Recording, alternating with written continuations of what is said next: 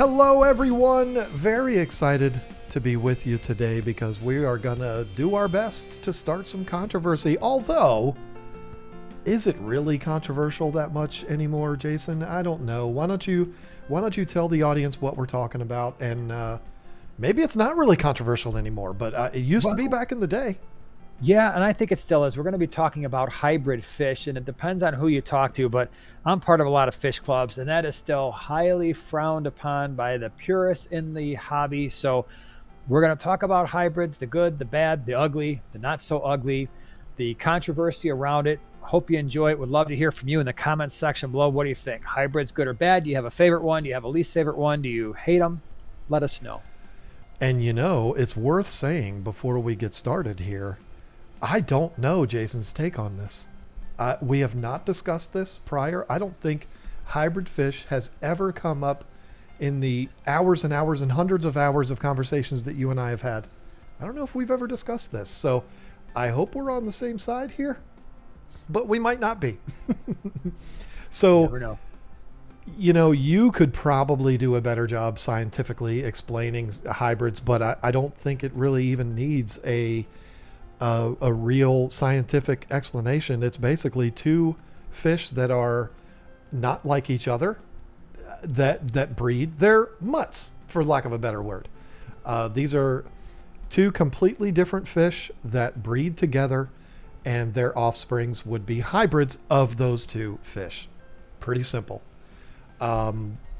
This is not a new thing. Certainly not. This has been going on as long as fish have been swimming in water. There's a few though, and we don't have a plan for today's episode. All I did was write down three names of three fish that are, in my opinion, the three that, when hybrids come up, these are the three fish that are talked about, and those three fish are OB cichlids, OB peacocks. OB stands for orange blotch, by the way. I'm sure you knew that, Jason. There is the blood parrot, which we can discuss the two fish that combine for that. I've heard about 50 different combinations of what those two fish are. And then the mother of all hybrids, the one that is by far the most popular. They're the one that people will fight you if you talk negatively about them. It is the big bubblehead, the flower horn. There are people that live and die by these fish. And I mean, have you seen them? You're either going to be one way or the other. But before I give my take on it, I wanted to get your opinion, Jason. Hopefully we align on this. What is your feeling about hybrids? Do they belong in the hobby? How do you feel about it? Well, I think the first thing to understand is that hybrids occur in nature. So if you're going to start out with an argument that hybrids are unnatural, you're wrong right from the beginning, because I've listened to talks from experts. I remember when I was at the OCA, I believe it was Ad Konings came in, and he has done more work in the Great Lakes of Africa than just about anybody else out there. He's studied Lake Tanganyika, Lake Malawi, Lake Victoria, all the satellite lakes in depth. And one of the things that he had mentioned, this was years ago when I was at the OCA, he talked about how it's very interesting, especially in Lake Malawi, there are natural hybrid zones. That's a lot of times how fish speciation occurs. Well, you're getting all these new species. Where are they coming from? Well, you get these hybrid zones where two similar species are able to breed. And that actually is not as easy as you might think, because you're going to have these really brightly colored males, at least in the cichlid world. And then you're going to usually have these females that are not so highly colored. They're tan and silver. And with the mbuna, they will also be more colorful. But in terms of the peacocks, they're usually not. So actually in nature, it's really up to the female as to whether or not she decides to breed with the male based on the color, based on the little dance that they do. When you have two different species mate, you create a mix of those two species. We call that a hybrid. And there are hybrid zones all over the Great Lakes of Africa. So we have to understand that what we're talking about here, yes, this is an unnatural, right? In the sense that we're creating hybrids in an aquarium. But to say that hybridization in and of itself is unnatural is completely and totally false, right? That happens not just in fish, It happens in birds. It happens in all kinds of animals. You've got your moodles, your poodles, your foodles, whatever you've got, right? So you've got all these, think about dogs. And you made a great statement there in the beginning, mutts. What's a mutt? Mutt is a hybrid. It's a difference. Well, in this case, not necessarily two different species, but two different strains of dog mating. Same thing happens here. In the aquarium hobby is a different story. Should they be happening? I got to be honest with you, I don't really care. It's not something I feel strongly about either way. If you want to create hybrids and it happens, okay, but then just please do not sell those fish to people who don't know that they are hybrids, right? So they're unsuspecting, especially in the African cichlid world. Do not claim a certain fish as a Eureka Red or a Red Empress when it has been mixed with something else, or you just cannot guarantee the purity because it's been in with so many other types of fish that there's a chance later on it's going to start to show markings of some other species. That is absolutely not a good thing, especially important with your Lake Tanganyika fish, your shell dwellers. Don't mix the ones that are going to be like Simulus and Maltese, and now I've got Somaltes or Mimulus. You're like, okay, this is not the same fish. So exercise some caution, be careful, and be sure that you're not mixing strains and then selling them off as a pure strain. So I'm I'm so glad to hear that you said all of that, everything that you said, because I feel the exact same way. I think that there are way more things in this world that we can worry about than two fish mixing together. And I'm particularly happy to hear you talk about the fact that it happens in nature. This was an issue that was much more argued about 10 years ago online. And maybe it's still happening now. I just don't choose to participate in anything. Maybe it's still happening. I don't know. But there were people that were just downright nasty about this. And my argument would always be, how do you call it unnatural if this would happen in nature? It's, is it prevalent? Probably not. But this is something that can if it can happen in an aquarium, it can happen in nature. You don't have a male fish swimming around looking at the females asking to see their credentials. It just doesn't happen. If a male and a female match up with each other for whatever reason, they're going to do their thing, and the offspring are a part of it, and they're hybrids. Fine. Where I slightly, now keep in mind I said slightly, all due respect, slightly disagree with you. I agree with you in the idea of, if you're selling peacocks to me and I'm going to breed that strain because I want to produce them for my local area, and you tell me that they're one thing and you lied to me and didn't tell me that they were hybridized, 100% agree with you.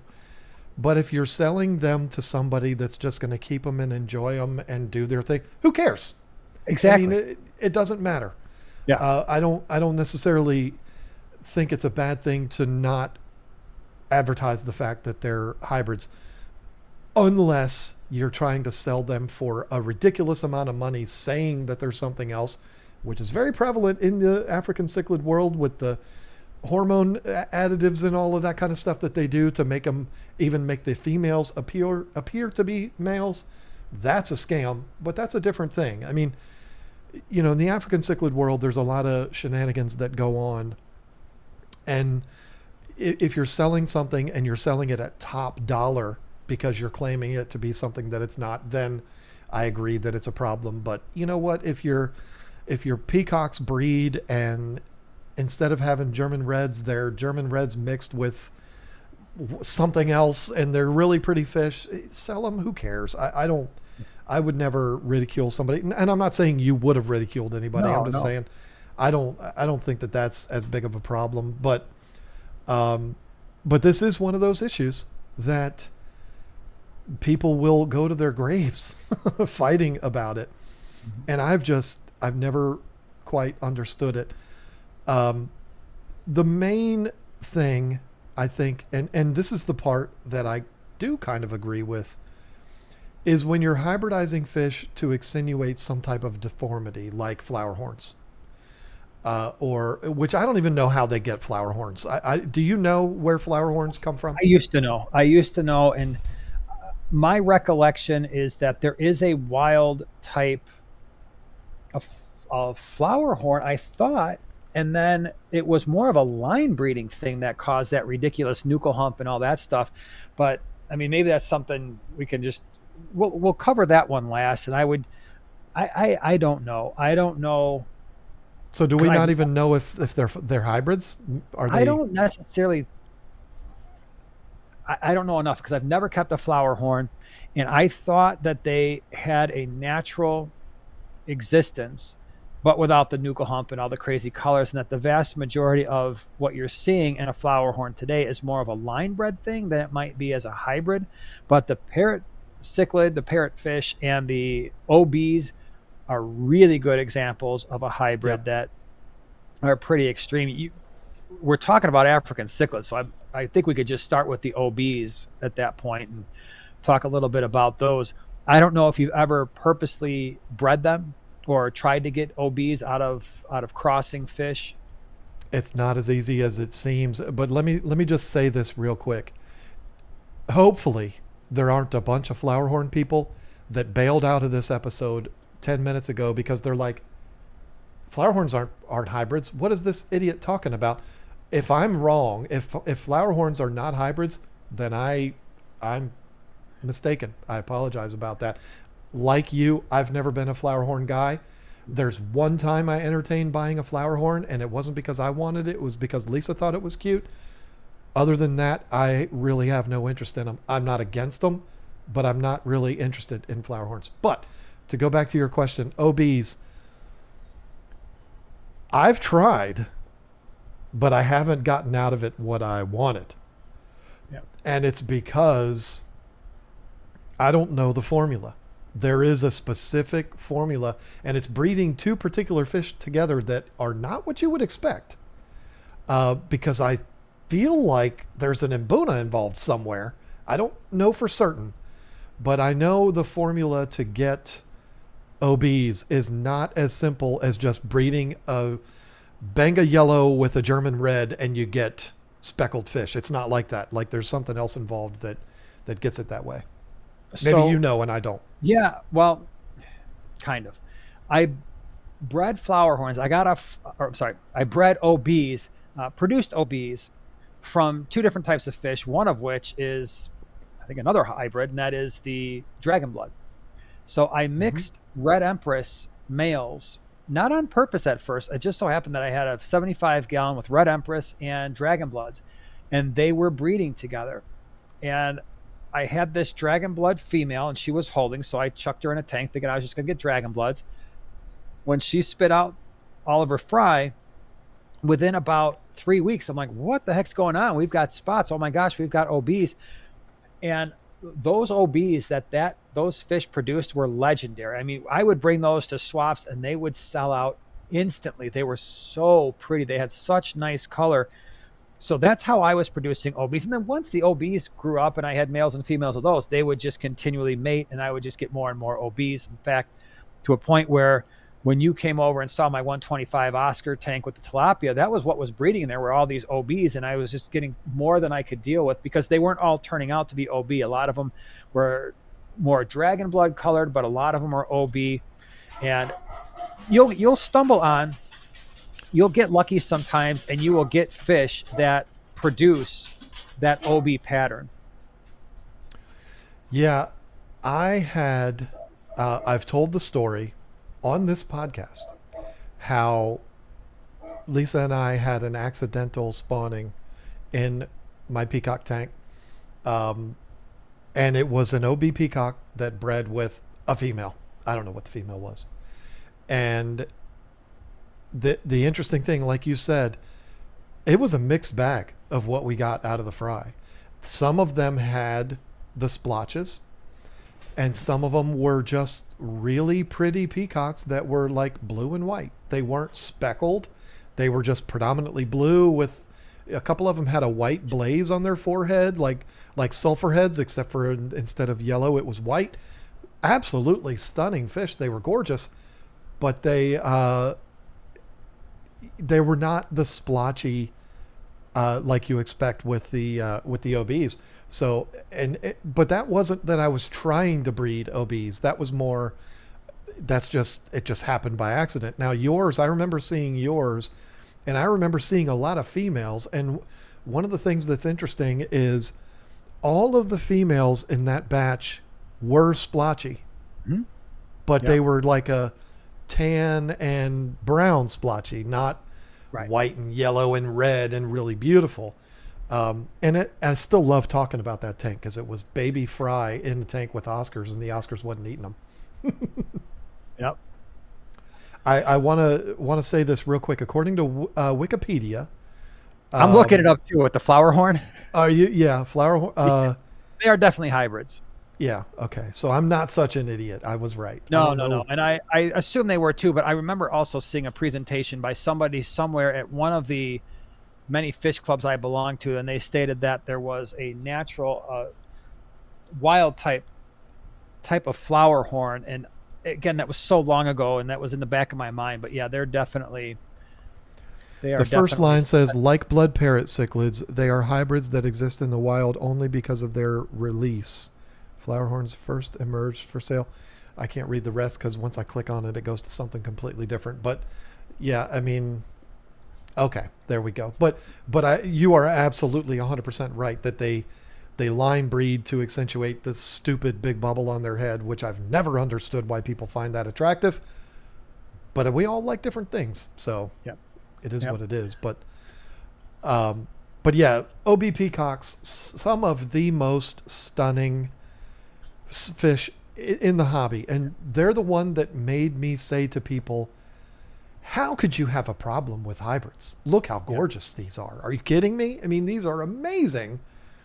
But people used to give me so much crap. Oh man, it was bad that the amount of just anger that was caused by this. But then we move on to the mother of all hybrids, the one that probably causes more controversy than anything else, which is the blood parrot. Now, I would love if we planned this earlier to write it down to which two fish you think combine for blood parrots, but we don't have time for that. What have you been told, or what do you know are the two fish that combine to make blood parrots? So what I've been told is it's either a Midas red or a red devil. And at this point, the differences between those two fish are minuscule combined with the Severum. Yeah, that's what I heard too. I've heard one of those two, either Midas or red devil, Severum mix. They are sterile. So in terms of once you have the parrot cichlids, they try to breed with one another, the originals, right? Because now you've got the polars and all that stuff, and those guys will breed. So we got to be careful here when we're talking about these hybrids, because some of the newer ones, I've got a friend who lives in the Netherlands, and she's got the polar blues, and she's got a bunch of babies there. And I was like, what the heck? So the old school parrot cichlids, not to be confused with the parrot fish parrot cichlids are the natural. Parrot fish are the weird cichlid hybrid things. Blood parrots. There's a blood true parrot. Yeah, the true parrot is not a hybrid. That is a type of New World cichlid. But the parrot fish that we're talking about are the orange bubbly guys with the mouth doesn't move, and they've got to chew with their pharyngeal jaws. They can't defend themselves. They can't bite down on anything. So, yeah. They're the kind of fish that you look at and you say, oh, that fish is deformed. But they're so adorable. I am not a blood parrot hater. I was given a pair of blood parrots by my nephew, who was probably 12. He's 30 now. He got hardcore into fish keeping until he wasn't hardcore into fish keeping anymore and moved on to something else. And he gave me his two blood parrots. He had them for probably 3 or 4 years, and then I had them for 4 or 5 years after that. They were a delight. I enjoyed the heck out of them. Maybe there was some sentimental value because they came from my nephew. I don't know. But I thought they were delightful. I enjoyed those little mutant-looking things. They didn't bother anybody. I had them with Oscars. No problems. Mm-hmm. You're never really going to get any problems out of the blood parrots because, like you said, what are they going to do? But the Oscars didn't bother them, and they lived a nice, long, full life. Are they weird looking? Sure. But so is a flower horn. Yep. I mean, there's a difference between hybrids like OBs that are meant to just be gorgeous and blood parrots that are just alien looking. Look like something straight Absolutely. out of Total Recall or something. Yep. Yeah, I've had them too. The only thing you have to be really careful about is they are cichlids and they do have that mean streak in them, being a mix of some pretty aggressive cichlids. And so there are times, especially when they're younger, more rambunctious, where they are going to try to be the boss of the tank. This has happened to me on multiple occasions where it's like, oh, they're running this tank.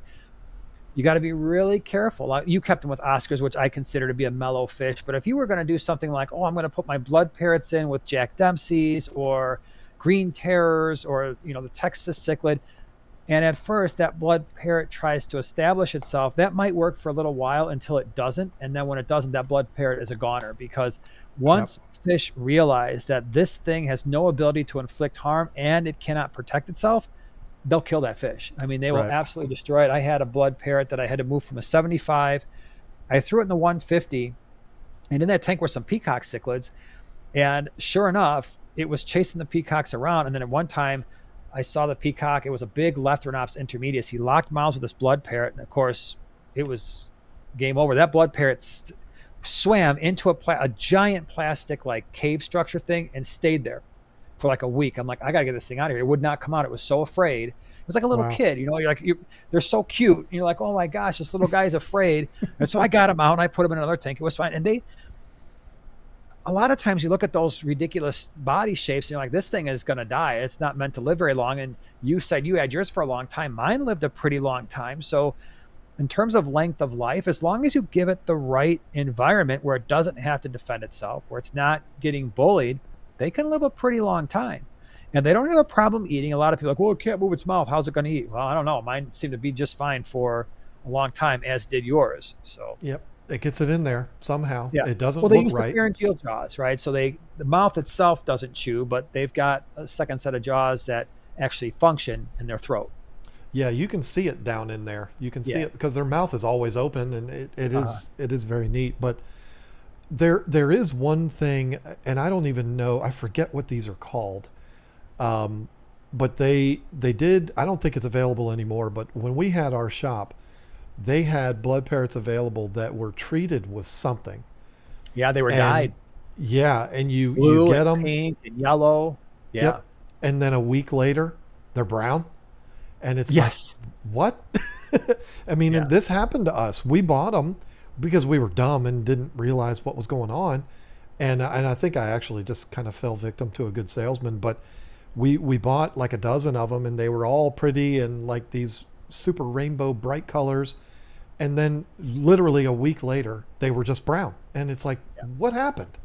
And that's when we realized we got duped. And it is what it is. But that's a shame that they would be doing that, because that's directly trying to con kids into the hobby, like we were talking about with glowfish. The only problem that I have with glowfish, Yeah. and that's just wrong. That's mean to do to the Yeah. fish, and that's mean to do because it's false advertisement.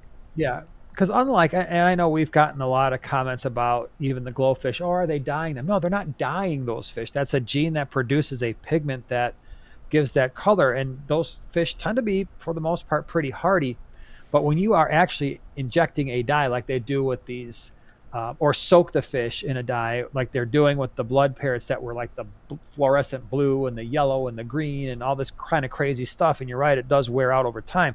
But oh my gosh, the number of bad messages you are sending to people like, oh, I'm abusing this fish to get this color.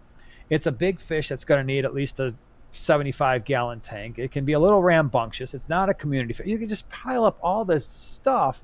And by the end of it, like, what is going on in this hobby where anybody thought that once they learn what that's all about, where that would be a good idea, right? So you're right. I think for the most part, that has gone away. I haven't seen them in a pet store in a long No. time. And I think probably because if you're telling me they turn brown after a week, these pet stores all figured it out. Like, yeah, this was great. I might be able to sell these things as long as I sell them in a certain amount of time. Otherwise, they start to lose that color. And now I'm just stuck with these gnarly looking fish.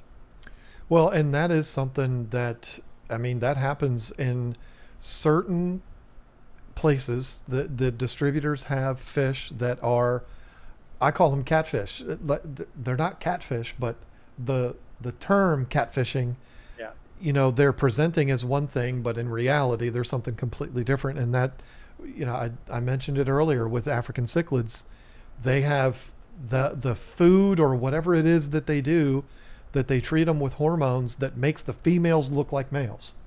And they do that so that they can sell them for $30 a piece. And then people get them, and 3 months later, they're just a brown fish. And people are like, Yep. what in the world is this? I call that catfishing. I hope you know what I mean by that, catfish. Yeah. You're just Um, faking people out. And that's a big problem. It's still a big problem because I have walked into places where every single 2.5 to 3 inch peacock is fired up right, more than I have ever seen those fish, males, females. It didn't matter. The entire tanks were just filled with these fired up peacocks. And you're like, this is horrible because one, it's not good to be injecting all these hormones into the water to make them do this, especially when your females are. There is no time in nature where your female peacocks should be colored up like a male. no, Never. And then it's bad for everybody because then the pet stores get them thinking they just got 30 sweet peacock males, and pretty soon they're realizing, well, I got 30% males, the color's going away on them, and the females are all gray and silver and tan. So now I'm stuck with these and I can't sell them. And even if they do last, the customer buys them, they're going to have the same experience. Now they don't want to go back to that pet store anymore. So right. everybody is in that situation. Everybody. Yeah, and there's a few. I mean, with peacocks, not all peacocks, because a Eureka red Jake peacock looks very different from a red top Lawanda. The shape of the fish is very different. But if you give me like a German red peacock or a sunshine yellow peacock, I could see the silhouette and know the difference between a male and a female. I'm sure you can Yeah. too. Yeah. There are visual cues. I can't explain them. Well, some of it I can, the rounded anal fin, and there's things with the female that looks different. And so I can look in the tanks now with Africans, and I can be like, that is a hormoned female. Like, that is so blatantly obvious. But to somebody just getting into this, they just see a pretty blue fish. The other one it's prevalent in is the alis, the electric blue alis. They will treat the females, and those will be bright blue, some of the gorgeous fish you've ever seen. But a couple weeks later, I mean, the female alis are still a pretty fish, but Yeah. Yeah. brown peacocks, well, they're brown peacocks. Right. They're not really all that special to look at. But yeah, I mean, the blood parrots, we keep going back and forth to these. Can you think of any others? I mean, we said flower horns, OBs, and blood parrots. I know there's more, but for some reason, Those are the three most controversial, right? I mean, with live bears, you're always going to have some mixing there. Mollies, guppies, endlers. I think the differences are minor. I don't know if anybody cares enough. They just see most people, they see a pretty guppy-ish looking fish with maybe an unusual tail, or maybe it's slightly smaller because it's been mixed with an endler, or it's got a prettier body. Like, whatever, that's a cool fish. I'm going to buy it. I even think with the peacocks, this was the biggest controversy, at least in our Greater Chicago Cichlid Association, which is a cichlid club primarily focused on African cichlids. You do have the old school people who absolutely despise hybrids. And there was a guy in that club who had like 400 aquariums. He had basically a fish farm to go with like a regular farm. And he was purposely mixing fish to see what kind of cool hybrids he could create. Well, he got so good at it. And then once he would find these hybrids, he would try to line breed them to make those colors and that finnage consistent, right? Well, he got so good at breeding some of these hybrids, when he would go to the swaps, his hybrids were selling for 2 to 3 times what the standard purebred male peacocks were selling for. And people were getting so mad. You're selling these hybrids. You're making all this money. It's like, well, I'm not selling them as a pure strain. I sell them as an African peacock hybrid. But they were absolutely stunning. To this day, I don't care what anybody says, the most beautiful African cichlid I had ever seen was one of his hybrids. And this fish, you know how the albino hecali have that white with the red and the yellow and a little bit of the blue? It was a peacock with that type of color, and it all just kind of flowed. And then the fins had this big, long dorsal fin, and the tips of the fins were all red. And he's like, I asked, I don't remember what he crossed. He's like, I have not been able to line breed this yet. I'm like, dude, if you ever do, those fish are going to go for insane money. And he's like, yeah. So I don't know if he ever got those line breed. I don't think he did, but it was the most beautiful African cichlid I've seen in my life. And I would have dropped $100 right there for that one fish. Again, I know what it is. And I'm not trying to sell these fish and tell people, oh, you're going to get this. This is going to be the result, but it was awesome. I've never understood the vitriol. Is that the right word Yeah. for it? I mean, I understand some people are the purists and they believe things should be a certain way, but if you take, here's the thing. Correct me if I'm wrong here, but to me, a hybrid would be more like breeding a dog with a rabbit. But breeding two dogs, like my new dog Reacher, who I adore, is a mutt. I don't know what two dogs got together to make her, but she's adorable and she's awesome. And some of the most well-behaved, best dogs I've ever seen in my life have been mutts.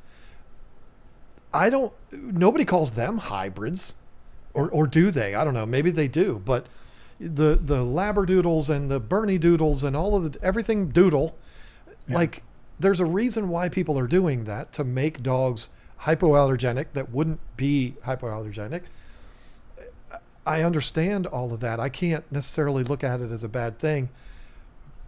Why people waste their time being upset about that, particularly when it comes to fish, it's like I just don't.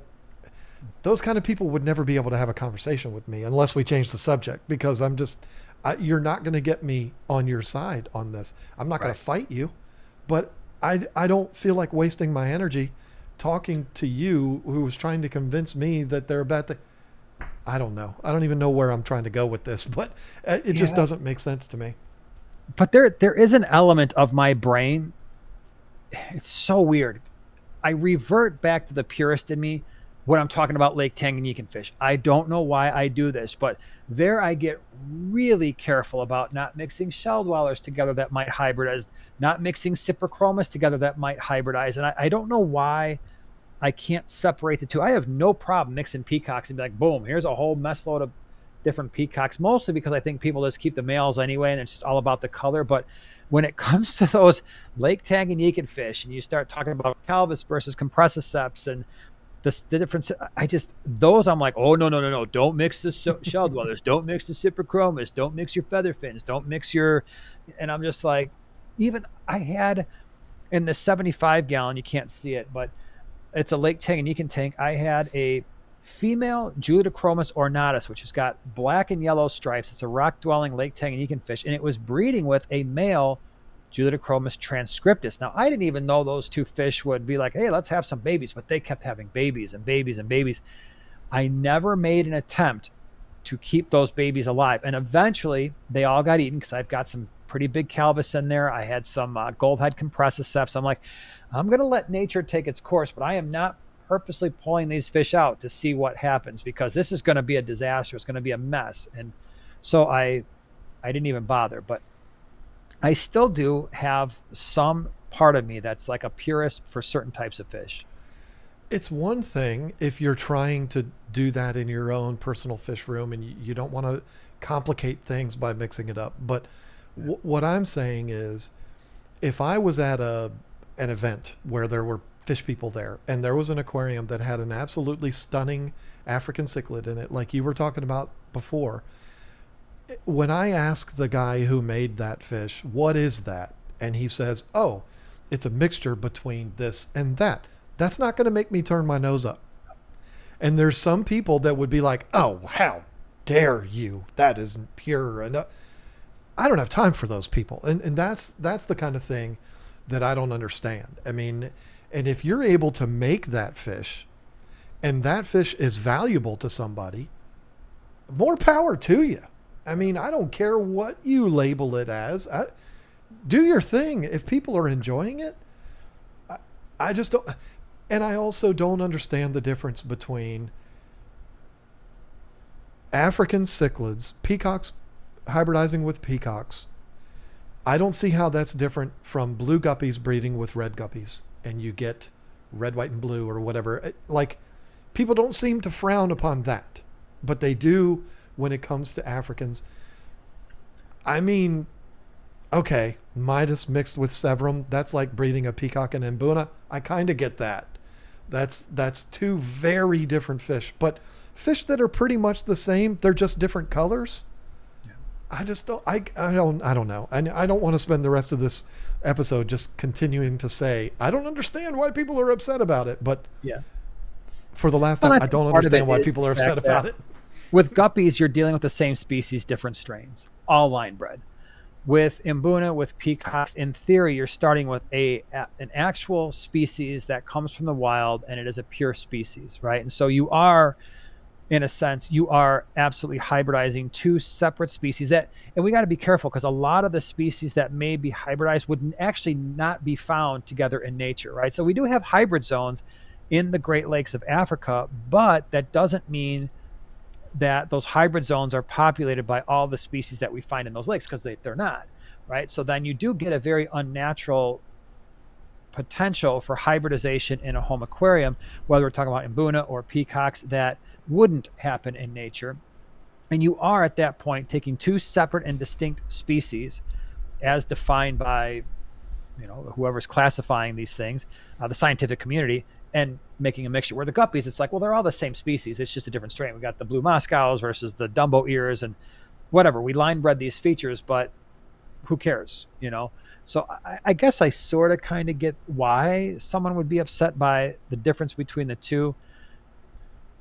But, as long as you're not selling a hybrid as a pure strain of something, I don't necessarily have a problem with it. And even from a nature perspective, it's not like people are taking these hybrids, chucking them back on. You know what? I got a whole bunch of hybrids. Let me go back to Africa and dump them in Lake Malawi. So it's not like you're messing up the strains in nature, right? Where you could make an argument where if you hybridize something that was a wild type, endemic in North America, and you dumped it back into a lake, a river, a pond, okay, you could be messing up an ecosystem there for sure. But I mean, heck, we're already doing that with the aquarium fish down south anyway. Right. Yeah, it's not quite the same thing. I mean, me talking back and forth about it, like saying what I believe hybrids are and what they aren't, it just shows how uneducated I am on them. I mean, and the reason why is because it just simply doesn't bother me. I don't care. Yeah. And it's not something that I would, if I see a pretty fish and I want to add that to my collection, I'm going to buy it. I don't care what the title says. It doesn't matter to me. And I think I think most people are that way, but you do have some that are those snobs, and I tend to, drift away from those people. I could name some names of some of those people. I'm not going to do it. But there are people that are in the social media world that I would never hang out with socially, because I know the way they are, and it would just be like, I'm not saying they're a bad person. I'm just not interested in that kind of a thing. I put so little thought. It might seem like this is a topic that I'm very passionate about, but I really don't care. The bottom line is you're listening to a podcast where neither person actually cares about what we're talking about today. I have we that should let little off with that one. Hey, everybody. Today we're going to be talking about hybrids. Neither one of us really care about this subject. Hope you enjoy the video. Leave us your comments. I hope you care more than we do. Thanks for watching. If we talked in that tone of voice, good grief, how would we? We'd never get by. Our podcast would last 1 week if we did that. But it really is. I mean, I don't care about it, but there are people who do. And so I guess go ahead. Do you care about the flower horn? Because we haven't really discussed that one yet. The other ones were easier. This one's not so easy. Here's my thing. I'm not into flower horns. I think they're neat. I've had a picture of one up on my screen now because I typed in, "Are they hybrids?" It's been staring at me this whole time. I think they're interesting. I have no interest in owning one. Do they bother me? No. I don't under. Not only do they not bother me, and would I not have one, I don't really understand the appeal of that big old thing. That just doesn't look right to me. Something looks off there. To me, it's the equivalent of the goldfish with the big bubble eyes. I'm not into it. I don't like that kind of thing. But I also don't like eating seafood.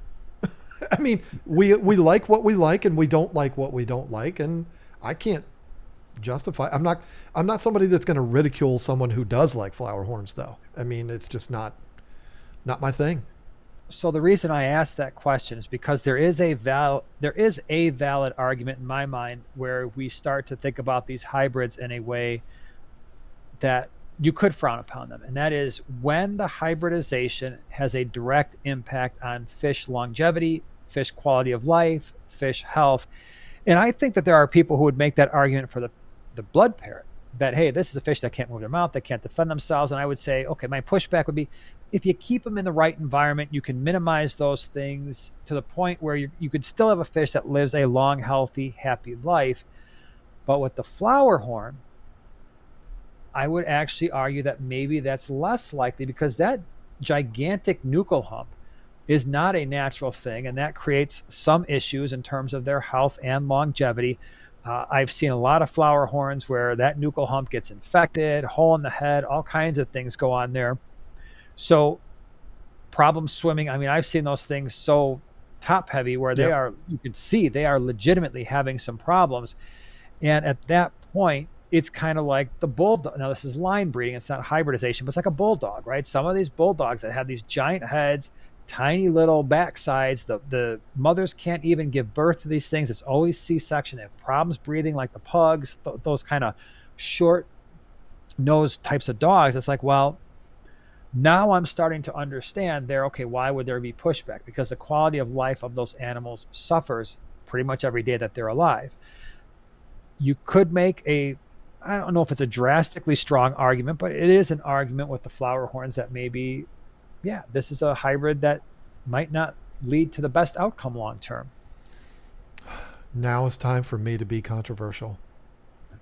I agree with every word you just said. And maybe I misunderstood your question earlier when you asked how I felt about them. I thought you meant, do I like them?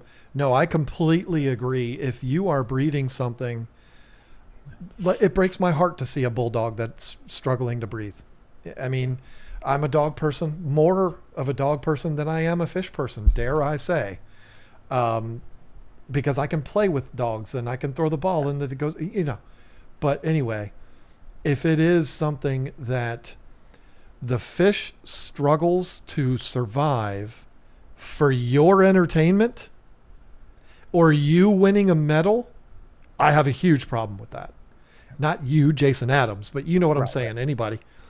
So I could actually go completely reverse on this because I think we're having two different conversations, though. Yes, we are.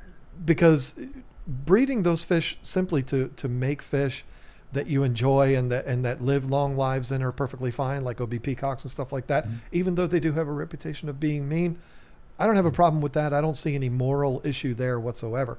But the other conversation of seeing who can get the biggest freaking volleyball on their flower horn's head and they struggle to even raise their head up. I've seen the flower horns that the hump is like this and it's what a nightmare looking.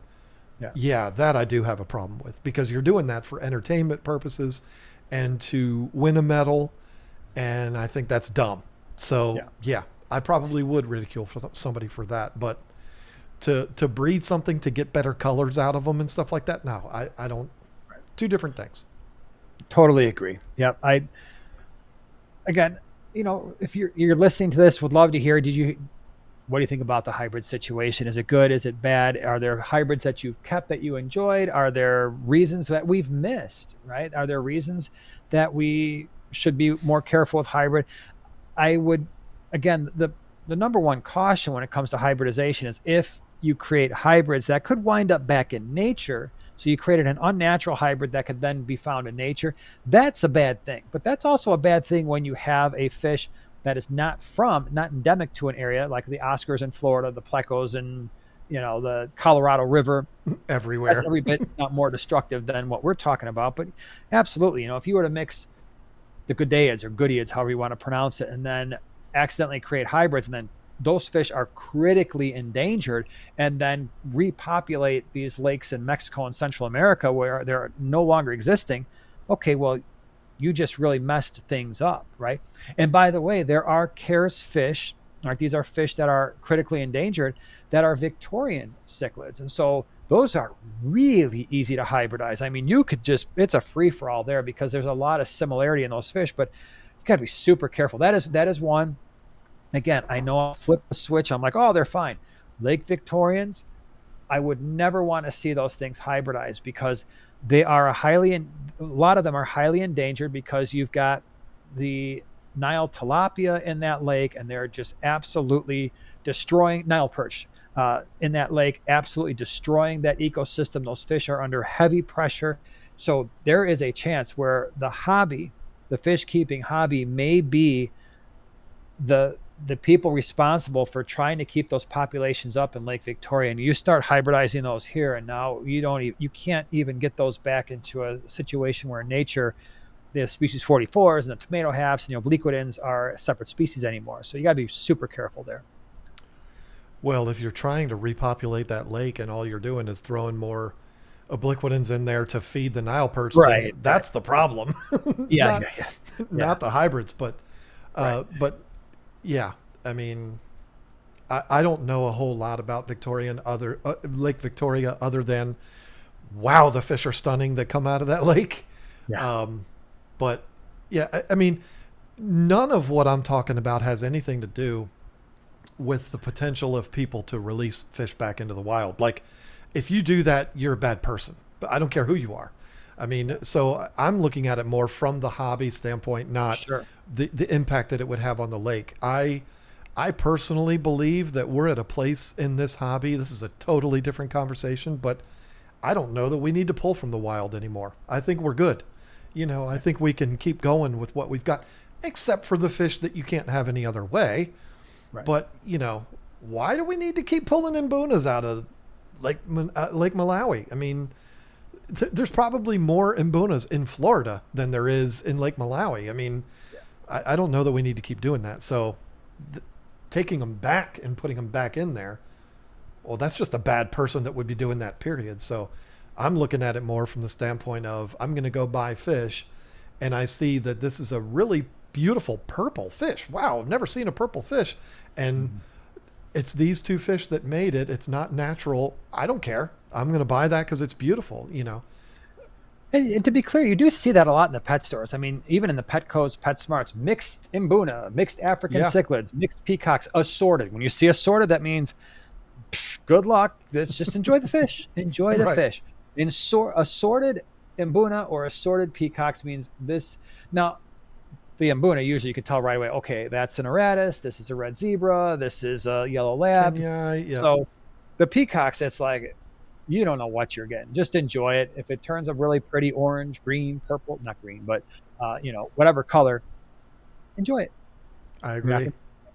I always get a kick out of Facebook. Hey, I got this as an assorted peacock. What is it?